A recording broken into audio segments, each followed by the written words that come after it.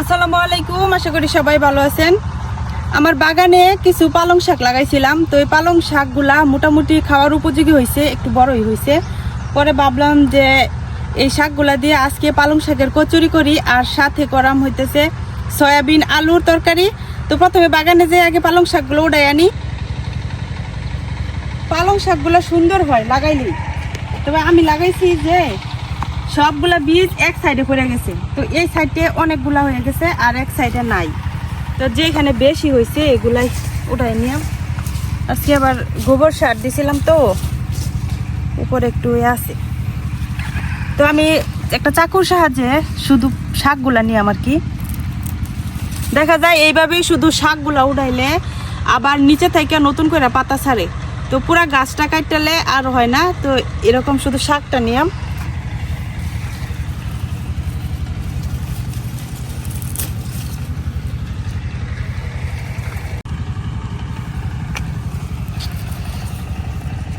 এইখানে যে আমি উচ্ছে গাছ লাগাইছি, তো উচ্ছে গাছগুলা বড় হওয়ার লাগে জায়গা দরকার। এই উচ্ছে গাছের চারপাশে যেগুলো আছে এগুলাই উঠাই নি।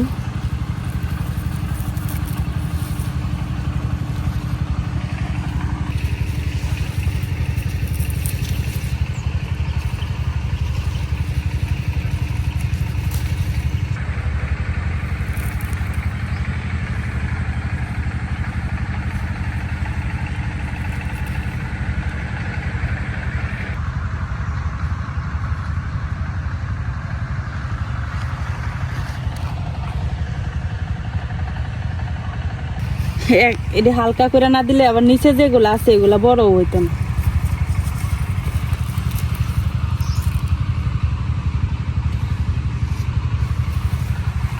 শাক উঠাইতে উঠাইতে মনে পড়লো, আমরা গ্রামের মানুষে কিন্তু পালং শাকটা চিনে না।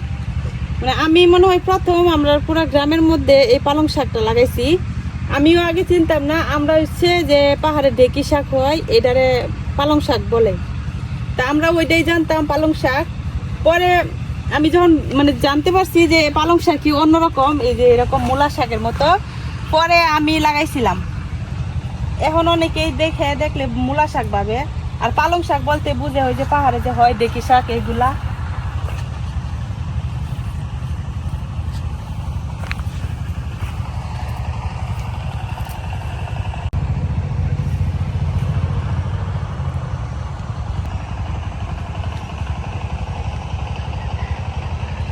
পালং পাতা বেশি দরকার নাই, যতটুক লাগবো আমার আমি এই যে উঠাই নিছি। তো এই পাতাগুলা কিন্তু আরো অনেক বড় বড় হয়। এখন যাই রান্না শুরু করি।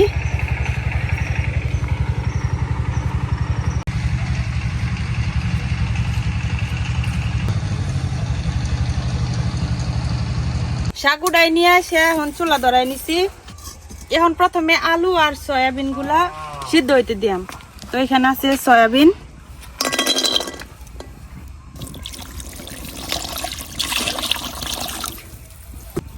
এখানে আমি এরকম ছোট ছোট সাইজের আলু নিছি। এই ছোট আলুগুলো এখন ভালো করে ধুইয়া সয়াবিনের সাথে দিয়ে দেম।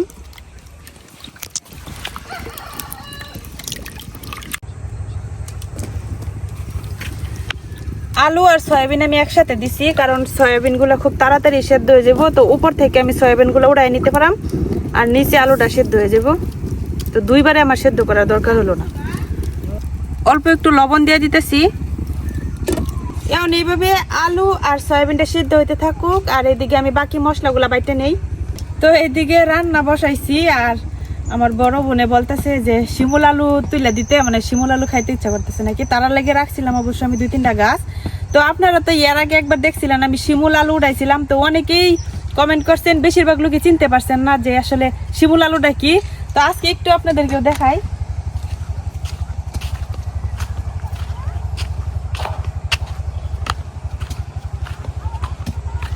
এই যে নিচে আলুগুলা দেখা যাইতেছে, উপরে গাছটা কাটার পরে নিচে এই যে এগুলা কিন্তু আলু। এখন এটি বাইর করা লাগবে। এই যে এখানে আছে আলু, আর এই যে একটা বাইর করা হয়েছে।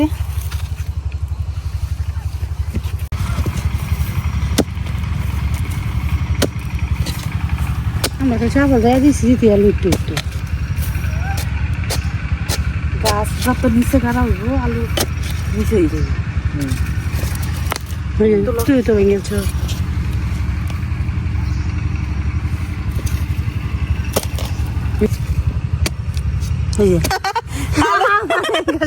আলুর মধ্যে খুব লাগে ওটা কি হতো কসকসে সেকাল হ্যাঁ এটাই দিবি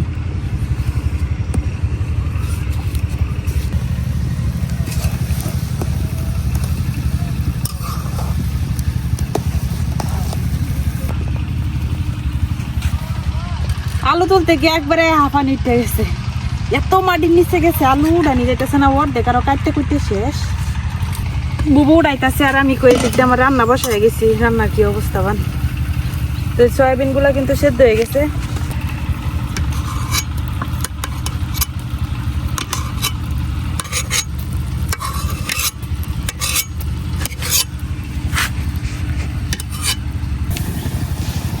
এখন মোটামুটি ঠান্ডা হয়েছে একটু হাত দেওয়া যাইতেছে এখন চাইপে এটা থেকে পানি বের করে নিয়াম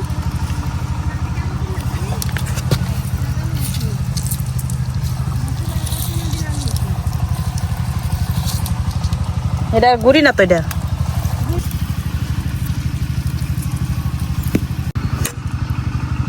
আলুগুলাও সেদ্ধ হয়ে গেছে এখন নামাই নিতেছি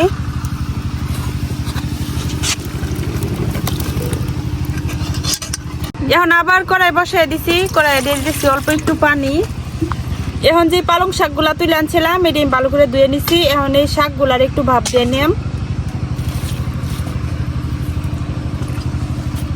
অল্প একটু লবণ দিয়ে দিতেছি শাক সেদ্ধ হইতে বেশিক্ষণ লাগতো না অল্প একটু পানিটা গরম হইলে শাক সেদ্ধ হয়ে যাব আর এদিকে আমি আলুগুলা চুলাই নিই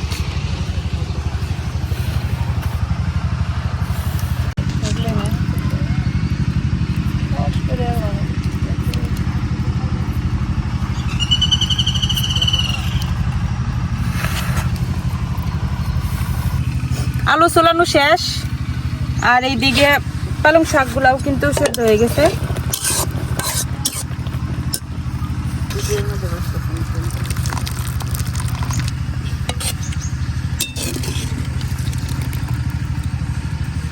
অল্প একটু হয়ে গেছে সিদ্ধ হইয়া প্রথমে আমি সয়াবিন আর আলুর তরকারিটা বসাই নিয়াম তারপরে হইতেছে কচুরিগুলা বানাই নিয়াম সরিষার তেল দিয়ে দিতেছি অল্প একটু পাঁচফোড়ন দুইটা তেজপাতা এরকম মাঝখান থেকে চিরা দিয়ে দিলাম আর অল্প একটু কাঁচা জিরা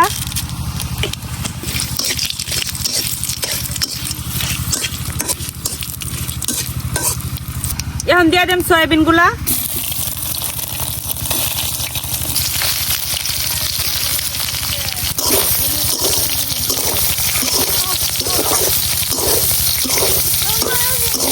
সয়াবিন গুলা একটু তেলের মধ্যে ভাজা নিচ্ছি আর এখন আমি আলু গুলারে কয়েকটা আলুরে আর কি মাঝখান থেকে চাপ দিয়ে এরকম হালকা ভাঙ্গা দিতেছি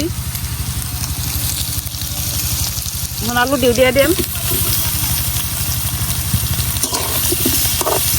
সয়াবিন আর আলু একসাথে একটু তেলের মধ্যে ভাজা নিলাম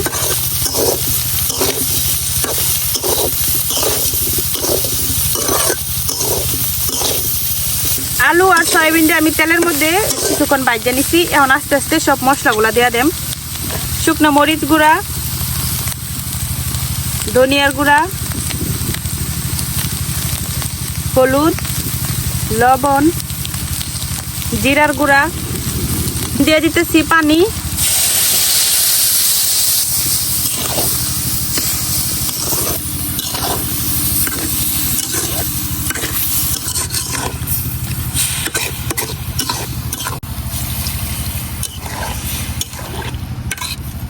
টমেটো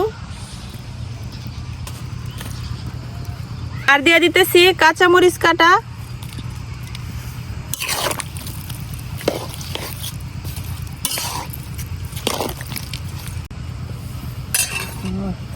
শুরুতেই আমি পেঁয়াজ দিয়ে আজকে বাগার দেই নাই পেঁয়াজটা এখন দিয়ে দিতেছি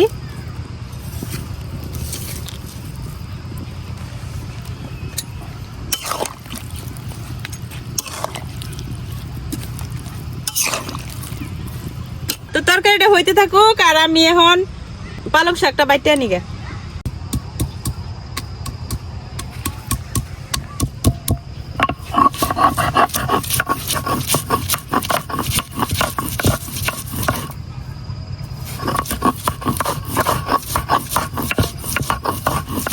অল্প একটু আদা রসুন বাটছি, এটা এখন তরকারিতে দিয়ে আসি।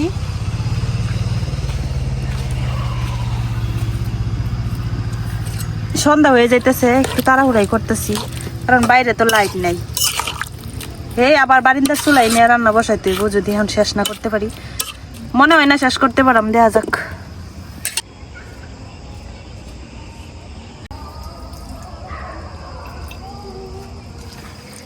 পালং শাকটা থেকে আমি এই যে চাইপে পানি ফালাই নিতেছি।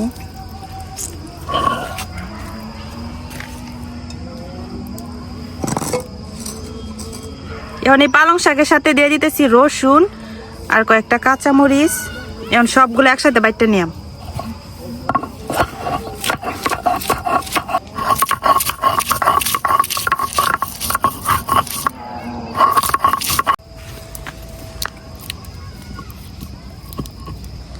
বলতে বলতে আজান দিয়ে দিছে, আর এদিকে আমার পালং শাকটাও বাটা হয়ে গেছে।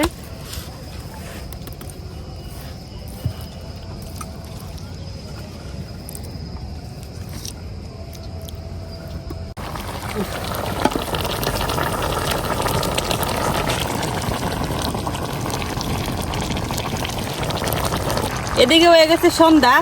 আর এই যে একটু আগে যে আমরা শিমুল আলুগুলো উঠাইছি, এই যে তো এই আলুগুলার উপরের চামড়াটা ফালাই দেওয়া করে মানে ধুই আনা হয়েছে। এটা আজকে বলো সিদ্ধ করা রান্নার শেষে, তরকারিটা হইলে সিদ্ধ করাম এখানে। আর হইতেছে কচুরিগুলা ওই চুলাই বানাইতে হইব, কারণ এইখানে লাইট নেই। তো এই আলুগুলা কিন্তু কাঁচাও খাওয়া যায়, কাঁচা খেলে একটু মিষ্টি মিষ্টি পানি পানি, আর সেদ্ধ করে খেলে তো ভালো ভালো লাগে। তো অনেকে আবার বলছিলেন আমারে যে এগুলো কি মিষ্টি আলুর মতো লাগে কিনা। মিষ্টি আলুর মতো লাগে না, এটার স্বাদ টেস্টি আরেক রকম, একটু ভালো ভালো লাগে, মানে মুখে দিলে অন্যরকম একটা টেস্ট। এটা বইলে বুঝাইতে পারতাম না যে কেমন। তো মিষ্টি আলুর মতো না, এটা অনেক মজার কিন্তু একটা খাবার, আমাদের এদিকের খুবই জনপ্রিয় খাবার।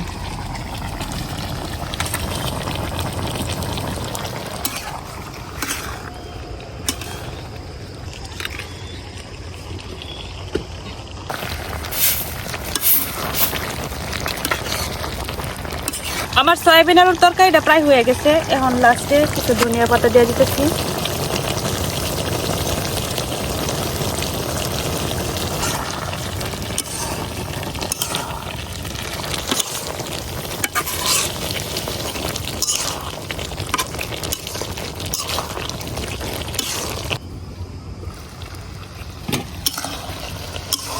আমার সয়াবিন আর আলুর তরকারি কিন্তু হয়ে গেছে। যেহেতু আমরা কচুরি দিয়ে খাইয়াম, এর লেগে এরকম একটু ঘন ঝোল রাখছি। এখন এটা নামাই নিয়াম।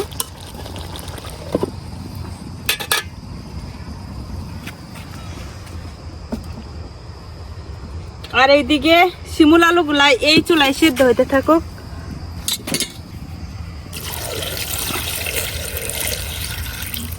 দিয়ে দিতেছি লবণ। এটা শুধু লবণ দিয়ে সিদ্ধ করাই হয়, আর কোনো কিছু লাগে না। এভাবে লবণ দিয়ে অল্প একটু পানির মধ্যে সিদ্ধ করলেই হয়ে যায়।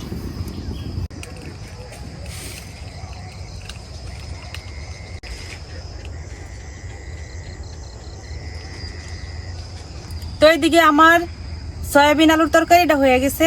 এখন আমি আবার আইসা পড়ছিল বারান্দা, আর ওইদিকে শিমুল আলু সিদ্ধ হইতেছে। তো এখানে তো লাইট নাই, যার কারণে বারান্দায় আবার আইসা পড়ছি। এখন আবার এই চুলাই হইতেছে কচুরিগুলা বাজ্যা নিয়ে। তো এখন কচুরির ডোটা বানাই নেই। তো ওই যে পালং শাক, কাঁচামরিচ, রসুন যে বাইটা রাখছিলাম, এটা এখন একটা বাটিতে নিয়ে নিতেছি। এখন দিয়ে দিতেছি ময়দা, লবণ, অল্প একটু কাঁচা জিরা। এখন ভালো করে পালং শাকটার সাথে ময়দাটারে মাখাই নিয়াম।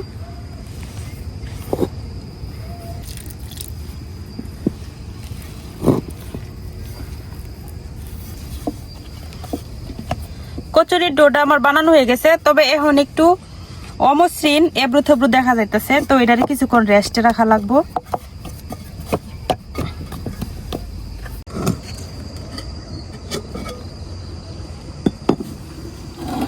10 মিনিট হয়ে গেছে। এখন কচুরির ডোডারে আমি আবারও একটু ভালো করে হাত দিয়া ডইলা নিয়াম। এখন এই ডোডা থেকে ছোট ছোট করে কচুরির লিচি কাটটা নিয়াম, এরকম করে করে।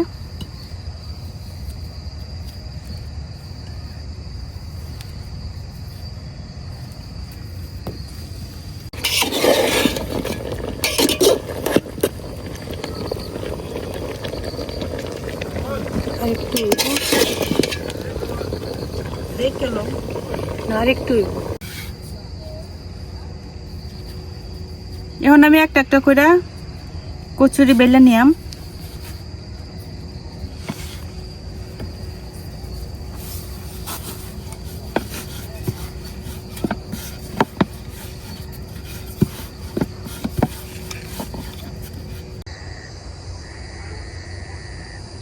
কচুরি গুলা বাইজা নেওয়ার জন্য কড়াই দিয়ে দিতেছি তেল।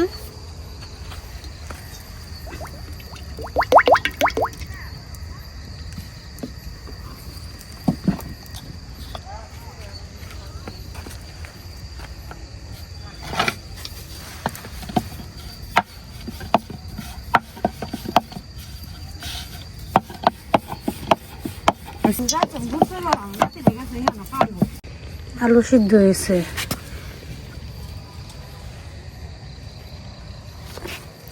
বুঝলাম না, তেল দেওয়ার সাথে সাথে কড়াই কি কারণে জানি এরকম কালো হয়ে গেল। এই কড়াইটা নতুন, এর আগে একদিন রান্না করছিলাম আর আজকেই মানে আজকে দ্বিতীয়বারের মতো তেল দিছি, মানে এই কারণে কালো হয়ে গেল কিনা। তো প্রথম কচুরিটা দিয়ে দিলাম, বিসমিল্লাহ বললে যাও তাহলে। আলু তো আলু তো আর আমি খাইতাম না।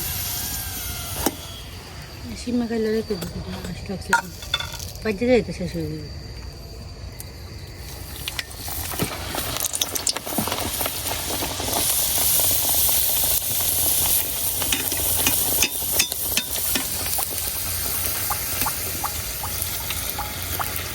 এটা ফুলছি সুন্দর, একদম ডোলের লাইন,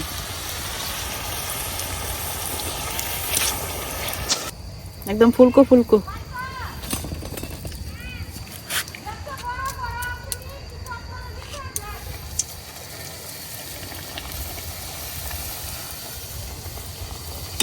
কচুরিগুলা ভাজতে ভাজি খুব সুন্দর গ্রান বেরোইতেছে পালং শাকের, আর সাথে রসুন দিছি না, রসুনের পুরা পুরা একটা গ্রান আইতেছে, অনেক সুন্দর।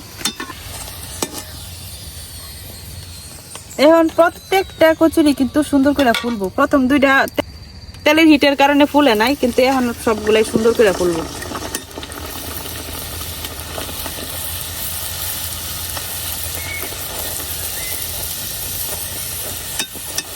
উপর দিকটা এরকম তেল ছিটাই দিলেই সুন্দর ফুলে, একদম ডোলের মতো।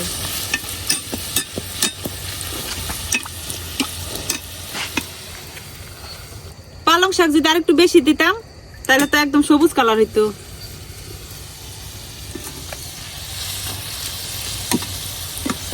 পালং শাক তো অনেকগুলো আনছিলাম, কিন্তু একদম মিলাইয়া অল্প হয়ে গেছে,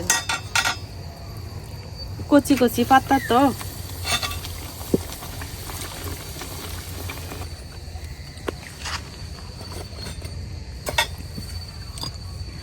এক পাতিল আলু সিদ্ধ করে বুবু লয়ে গেছে গা, আর এই কয়টা দেয়া গেছে, মানে আলু খায়া খায়া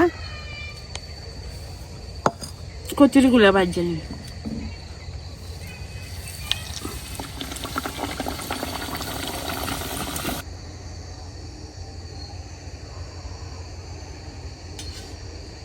সবগুলা কচুরি বাজার শেষ, মাত্র এই একটা আছে।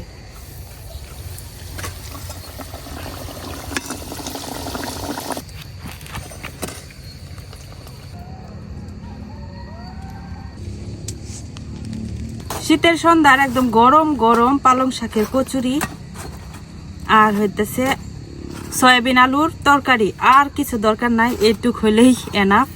তো মজার হয় এই কচুরি আর এই সয়াবিনের তরকারিটা। আজকে রাতের খাবার হয়ে যাব, যদিও এখন সন্ধ্যা, কিন্তু খাওয়া দাওয়া করতে করতে তো আর মানে পেট ভরে খাইলে আর রাতে খাওয়ার দরকার নাই। তো একটা কচুরি আপনাদেরকে ভাঙ্গিয়া দেখাই ভিতরে কেমন। এই যে খুব সুন্দর হয়েছে, এত সুন্দর গ্রান ছাড়ছে। তো আলু আর সয়াবিনের তরকারি দিয়া বিসমিল্লাহ, গরম গরম, অসাধারণ।